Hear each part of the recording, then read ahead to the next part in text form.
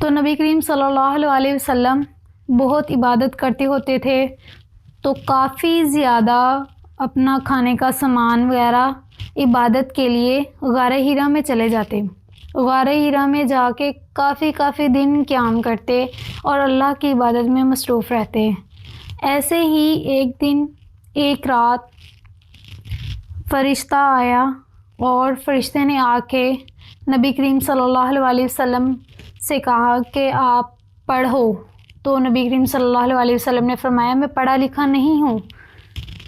نبی کریم صلی اللہ علیہ وسلم کا جسم تھر تھرانے لگا، وہ بہت زیادہ ڈر گئے، پریشان ہو گئے کہ کیا ہے۔ پھر دوبارہ کہا گیا، حکم ہوا پڑھو۔